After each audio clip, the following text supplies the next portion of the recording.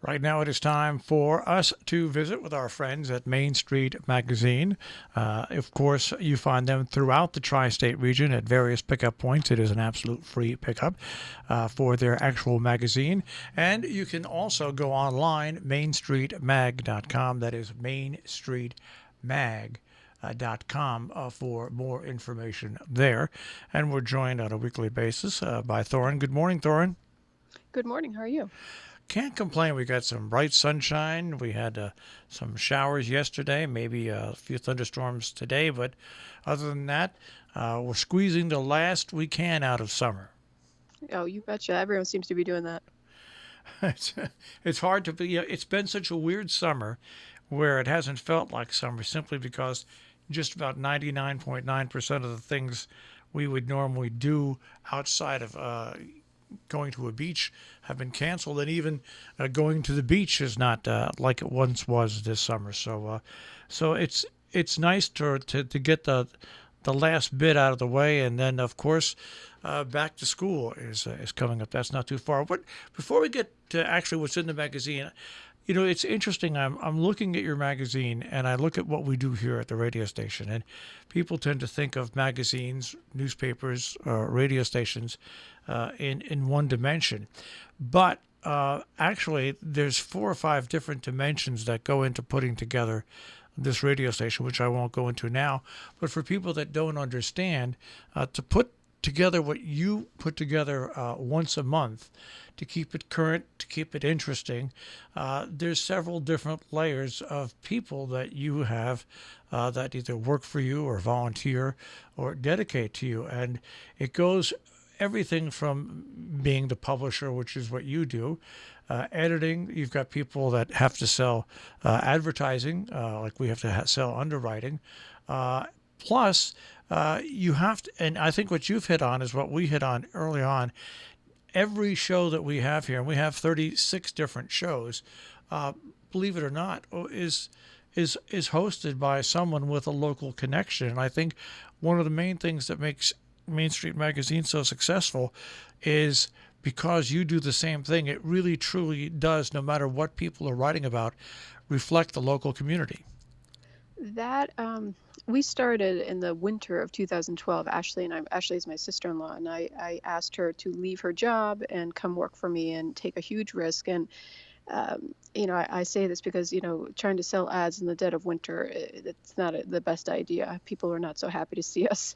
But the time that I spent the most on with developing the magazine was the content. And this magazine is nothing without my whole entire team. And I'm so fortunate to have so many talented writers, photographers, and folks, working with me.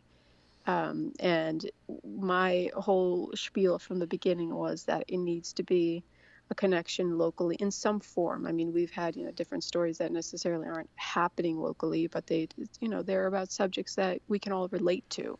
So, to me, that checks that point. But, my whole thing has been, there's enough negative or controversial or whatever out in the world. And if you want that, you turn on the TV and watch the news. I don't want that. I want to tell a good story, a local story, a positive story, and, take some sort of takeaway that you feel good about, and you learn something about either a person or business or history or something from our area. Now, when you started the magazine, I know when we started the radio station, and Jill and I, and we started. The corporation was founded in 2002, 2003, but it took till like 2005, 2006 till actually we started doing some stuff. People said to us, and they didn't mean it in a cruel sort of way. Another radio station, people are beyond radio. People aren't into TV. People are into their handheld devices. This is even back then. And we said, well, we feel that if we staff it and we have people do things locally, and even if they talk about national issues, they do it with a local eye. And we thought that it would be successful, and over the long term, it has turned successful. A lot of people, like I said, all of our shows, except for 5 NPR shows, are all done with some people with local connection, because people, no matter what age you go through, I'm sure magazines have been through this the same thing. we're going to be the outdated media. Magazines and radio are going to be the outdated media, but we don't, because I think we keep within our borders. The main difference, I think, is just precisely that. And when I started it, I had actually founded another publication in North Columbia County with a partner. We had separated. I was going to move my design and marketing firm to Millerton because I live, close by, and Millerton's, a little hub. And so I was setting up my office there and kind of, reacquainting myself with the area because I'd been here, but not, wasn't really paying attention and hadn't for so long. And I was like, there isn't really a magazine that's just for this area because our Tri-Corner is so unique. Yep. And sure, we had plenty of other publications, some beautiful publications, and some focused on the arts, some focused on culture and everything in between. But I just felt like there was an opening, an opportunity to start something that focused specifically about this area that we live in, that New York, Connecticut, Massachusetts border area, and draw a 20-mile circle around that, and that's my catchment area. But to focus inward, because as I said, there were plenty of other publications, but they covered everything from Poughkeepsie to Williamstown. And so to me, what's the value in a small to medium sized business here, like in Sharon, to advertise and pay pretty high advertising rates in most of the other publications, but they don't want phone calls from Poughkeepsie or Albany or Williamstown, because you want to oftentimes, most of the time, work within a certain region. So that was another factor for me. So I was having this conversation with my dad, and my dad's like, well, you need to start another magazine. And I was like, oh man, I just got out of the magazine business because it's time consuming. As you know, you have to be there in a certain time of month. It's your crunch time. And as you did my intro here, I do quite a bit, and it's a lot of work putting it together. But I sat down and I kind of thought about it, and I looked around and I was like, you know what, there's a need. And I'm not taking away from, the local newspapers that, like Millerton News, Lakeville Journal, because they are important to a community and they tell the news and come out weekly. I wouldn't want to come out weekly. I've told, Whitney Joseph of the Millerton News and some of the fine folks at the Lakeville Journal, I don't know how you do it every week, but it's, I think there's a need for all of us and a niche for all of us. Well, there is, and that's exactly what you say. There is.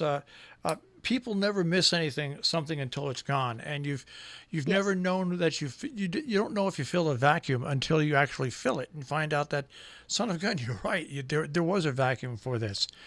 So now, with that being said, we talk about. You've got another issue coming up for next month. By the way, when does that issue actually hit the newsstands? It might actually hit it Friday. I sent files last week, and depending on how busy my printer is, she might get it to us on Friday or next Monday. And can you give us a little hint on some of the stories that'll be in the next edition? Yeah, so before COVID, we, early in or end of last year, we kind of tried to set some themes for the coming year. And normally September in the last, I think, 3 years now has been our education issue. But we try to switch things up every year and come up with some different things. So we were going to have this September be our harvest-based issue, kind of focus on that and some local farms and food and whatnot. So we, as with so many things due to COVID, we kind of pivoted and didn't completely drop that theme, but so we do have, I think it's 3 or so stories that do focus in some fashion on farming. Like for example, I forget the name now because it's been 2 weeks since I went through the story, but there's a app that was developed out of Rhinebeck, a business formed around this app where it connects local farms with local folks to buy their products and their offerings, and it's a pretty remarkable story, and how technology is being brought into local farming and helping farmers get the best value for their food, and for us to be able to get fresh food, and especially during times like COVID when you are afraid to go out or don't want to go out. And our real estate feature will focus on rentals and how the rental market has completely changed and kind of, if we can call it that, inflated. Because of everything and because of the demand.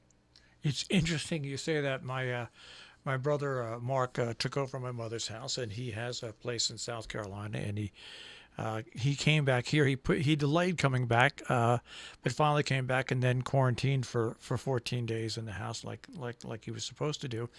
But his daughter, who is married and lives in New York City, came up to visit him several times, and they, like a lot of people from New York, and ended up buying a house in Cornwall, Yeah. which they're going to close on. I think the closing is this week or early next week, and it's so funny, but what's good for some people is bad for the other.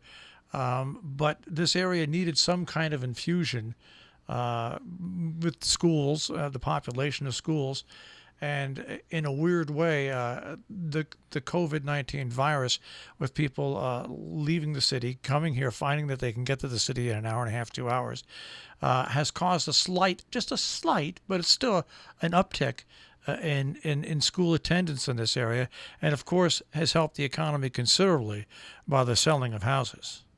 It's quite interesting, and like you and I, we, because of our business, we talk to a lot of different people and a lot of different industries. And I have two kids, and we've been dealing with the school thing, and looking at options, and talking to our kids' friends, parents. And the school thing is funny.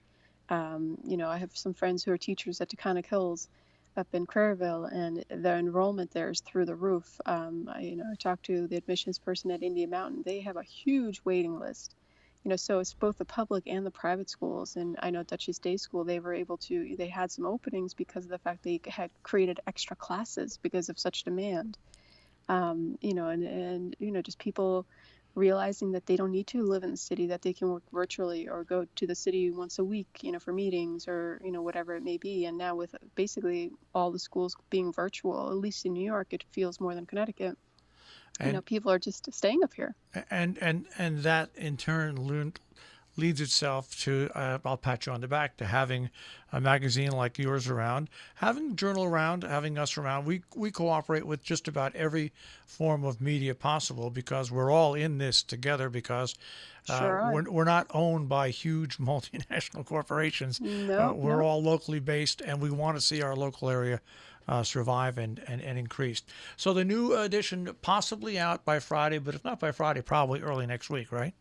Yeah, and as I said before, it takes us a couple of days to get it out everywhere. So, our office is obviously in Millerton, and that's kind of where we start out from. But by if let's say we get it Friday, probably by Monday or Tuesday next week, we'll have it to our entire distribution area. It just kind of depends which routes Griffin and Libby take. But they're pretty quick, and especially if the weather cooperates, because that's another thing. Weather does affect our deliveries. We get it out pretty quickly. Well, once again, mainstreetmag.com on the web, and it'll be throughout the area once again. And when we speak next week, we'll go through some of the stories, Thorin. Thanks for joining us this Sounds morning. terrific. Take care. Bye bye. Thorin Christenauer from Main Street Magazine, Main Street Magazine on Robin Hood Radio.